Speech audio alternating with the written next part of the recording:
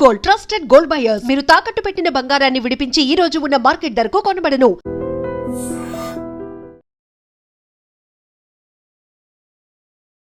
Hi hello నమస్తే welcome to iDream media. నేను miss రావ్య.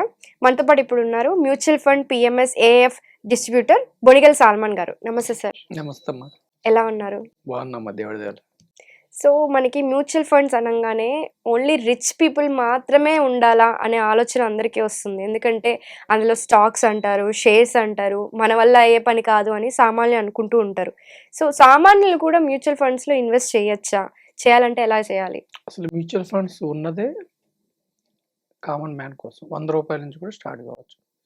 అయితే ఇక్కడ క్వశ్చన్ ఏమిటంటే, క్యాపిటల్ మార్కెట్ అంటే స్టాక్ మార్కెట్ అంటే ప్రజలు భయపడుతున్నారు. మనం ఎడ్యుకేషన్ ఇచ్చే క్రమంలో స్టాక్ మార్కెట్ అనగానే భయపడుతున్నారు, అది ఒక భూతం, డబ్బులు పోతాయి అని. అందుకని మనం ఏమంటున్నాం అంటే capital markets or financial market. ఇది ఓన్లీ ఫర్ ధనవంతులకేనా? క్యాపిటల్ మార్కెట్స్, ఫైనాన్షియల్ మార్కెట్స్ ధనవంతులకే కాకుండా పేదవారు, మధ్యతరగతి వారు రమ్మని మీ ఐ డ్రీమ్ ద్వారా నేను ప్రజలను కోరుకుంటున్నాను. ఓకేనమ్మా.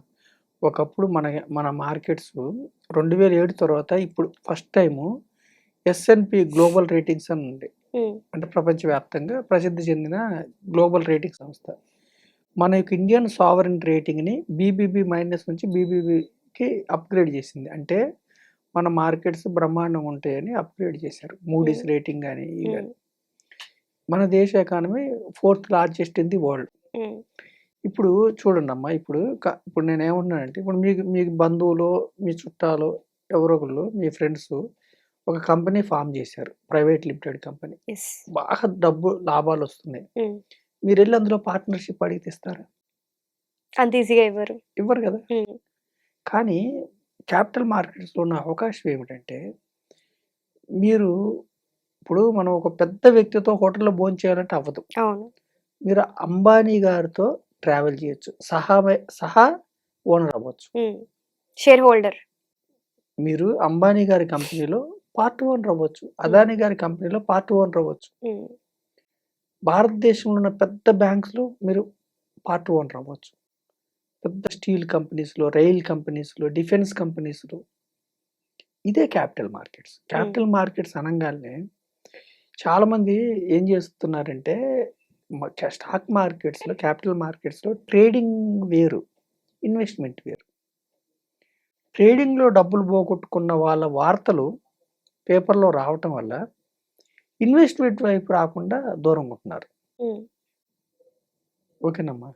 రెండవది ఏంటి, స్టాక్ మార్కెట్ ఈ 5 సంవత్సరాల్లో విపరీతంగా డిజిటల్ విప్లవం వల్ల, కోవిడ్ తర్వాత డిజిటల్ విప్లవం వల్ల స్టాక్ మార్కెట్స్లో రిటర్న్స్ 5 సంవత్సరాలు బాగా రావటం వల్ల అందరూ అట్రాక్ట్ అయ్యారు. ఈ అట్రాక్ట్ అయిన క్రమంలో సైబర్ నేరస్తులు, అంటే స్టాక్ మార్కెట్ పేరుతో డీమ్యాట్ అకౌంట్, దొంగ డీమ్యాట్ అకౌంట్లు ఇచ్చి కృత్రిమమైన యాప్లు, అంటే నకిలీ యాప్లు తయారు చేసి, ఒరిజినల్ యాప్ లాగే ఉంటుంది అది, నకిలీ వెబ్సైట్లు తయారు చేసి, మీరు 1,00,000 పెడితే ఒక నెలకు 6 నెలలకు 1,00,000 వచ్చినట్టు చూపించి, 1,00,000 పెడితే 1,00,000 వచ్చినట్టు చూపించి, లాభం వచ్చిన తర్వాత ఫ్రీజ్ చేసి మిక్కిలి మోసాలు చేస్తున్నారు.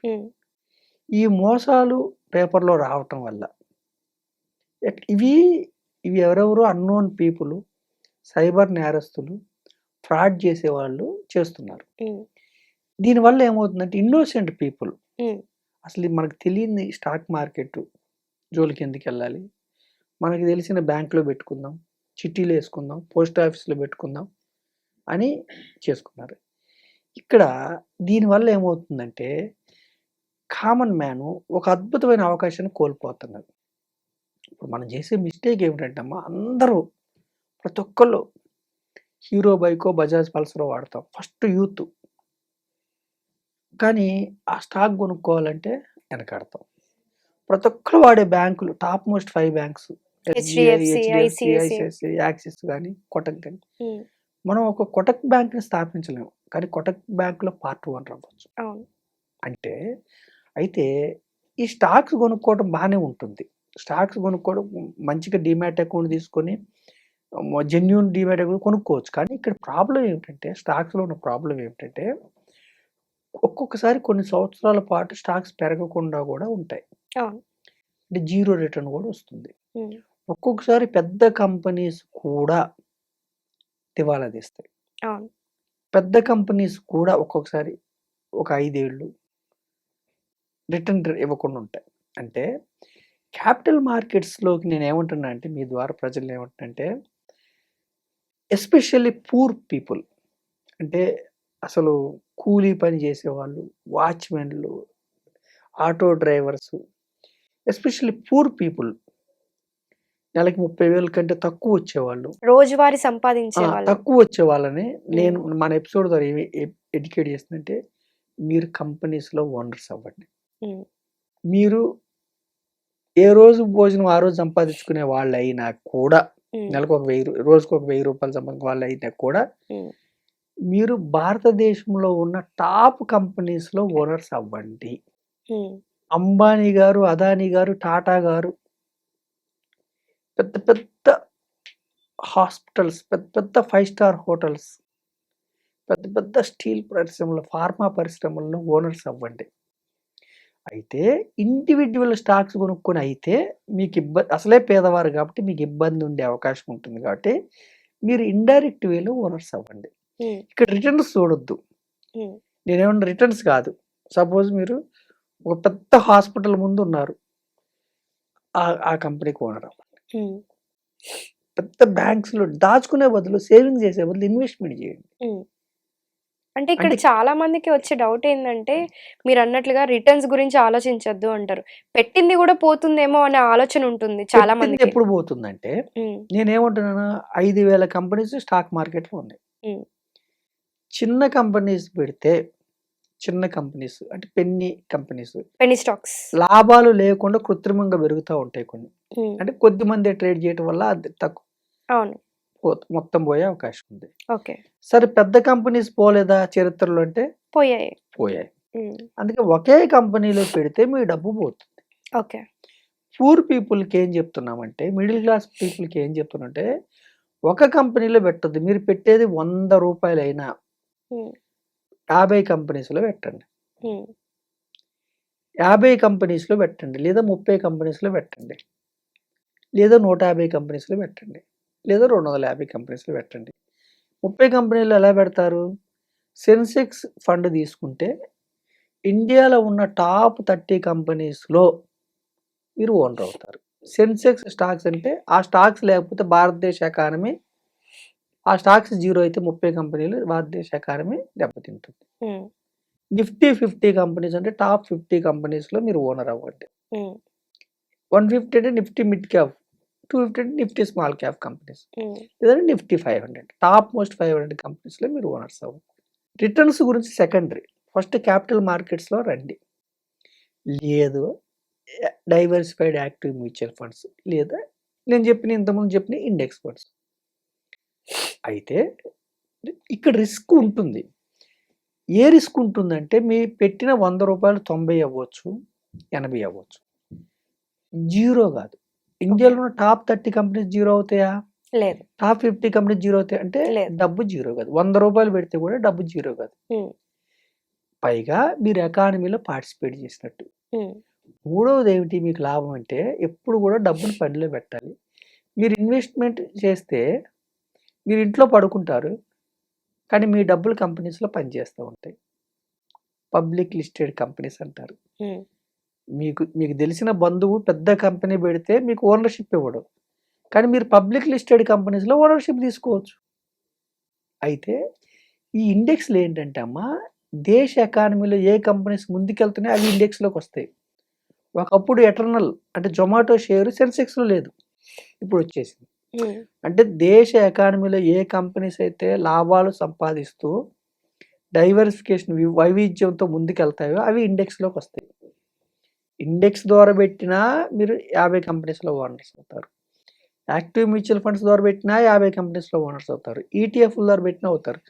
అయితే ఇక్కడ 50 కంపెనీలు, 30 కంపెనీలు పెడితే రిటర్న్ డైరెక్ట్ స్టాక్స్ కొనుక్కుంటే వచ్చేంత రిటర్న్ రాకపోవచ్చు.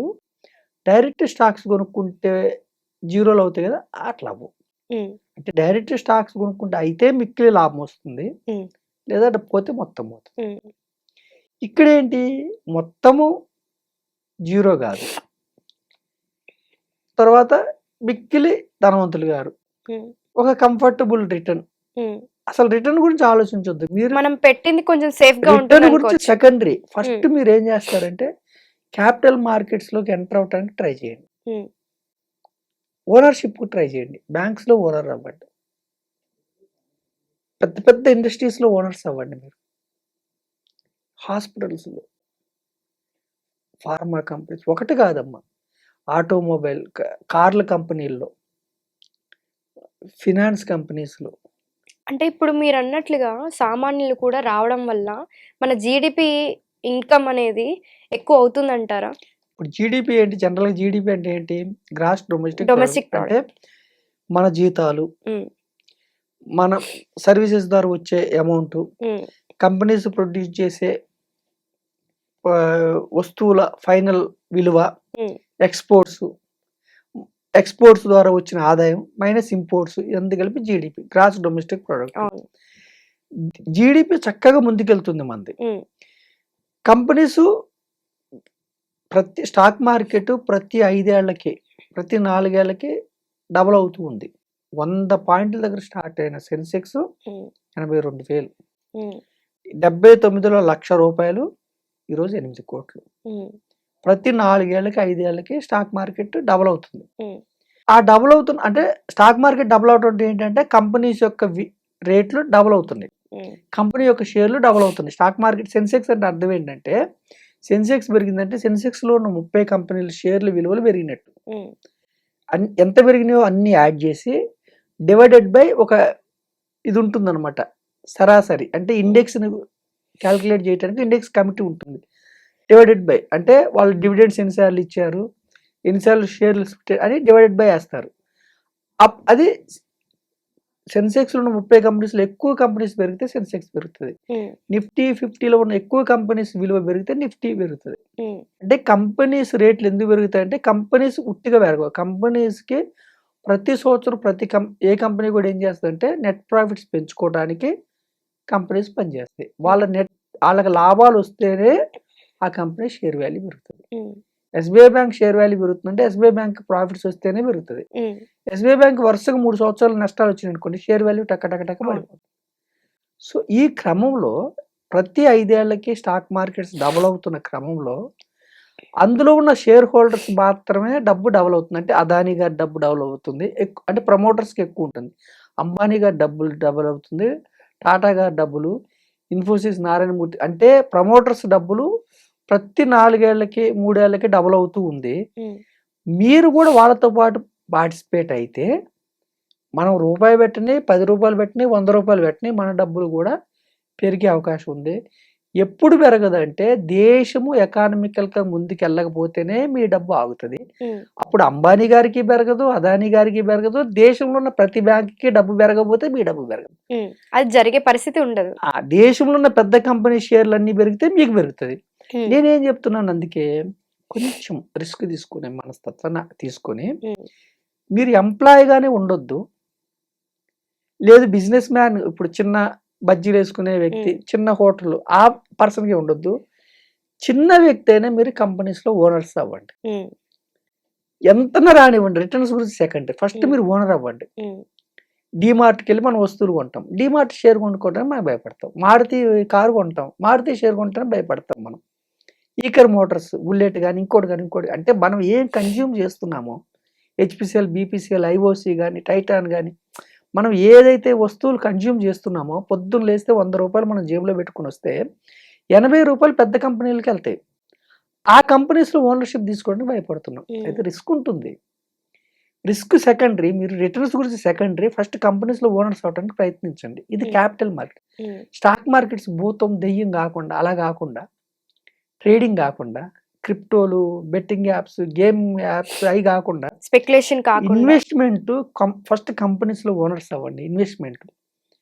తర్వాత మీరు లక్ష్యాలు పెట్టుకుని ముందుకెళ్ళొచ్చు. అంటే మన ఎపిసోడ్ ద్వారా క్యాపిటల్ మార్కెట్స్ ఫర్ ఆల్. అందుకే సెబీ ఏం చేస్తుందంటే రూరల్ పీపుల్ని క్యాపిటల్ మార్కెట్స్ వైపు రావటం కోసం పోస్ట్ ఆఫీస్ ఎంప్లాయీస్ని కూడా మ్యూచువల్ ఫండ్ డిస్ట్రిబ్యూటర్ చేద్దామని ప్రయత్నిస్తుంది. ఇంకొకటి ఏం చేస్తుందంటే amphi association of mutual funds in India ప్రజలందరికీ అవగాహన కల్పించడం కోసం సచిన్ తెండూల్కర్ కానీ ధోని కానీ వీళ్ళ ద్వారా రిస్క్ అన్ని చోట్ల ఉంటుంది కానీ ఇన్వెస్ట్మెంట్ గోల్స్తో పెట్టుకుని అవగాహన కల్పిస్తున్నారు క్యాపిటల్ మార్కెట్స్లో రాదు. సో రిస్క్ని అర్థం చేసుకొని క్యాపిటల్ మార్కెట్స్ ధనవంతులకే కాదు వాళ్ళతో పాటు కూడా మీరు కూడా నడవడానికి ఒక అద్భుతమైన సాధనం. అది అర్థం చేసుకొని capital markets for all, capital markets for poor also, అది అర్థం చేసుకొని పేదవాళ్ళు ఎస్పెషల్లీ పేదవాళ్ళు చిన్న కంపెనీస్ కాకుండా మీరు పెద్ద కంపెనీస్లో ఓనర్స్ అవ్వండి. పేదవాళ్ళు దుర్భేద్యమైన కంపెనీస్లో ఓనర్స్ అవ్వండి. ఫస్ట్ రిటర్న్స్ సెకండరీ, ఫస్ట్ మీరు ఓనర్షిప్ తీసుకోండి. ఆటోమేటిక్ ఇండియన్ ఎకానమీ గ్రోత్ స్టోరీలో మీరు పార్టిసిపేట్ అవుతారు. Yeah sir, thank you so much sir. Thank you మా.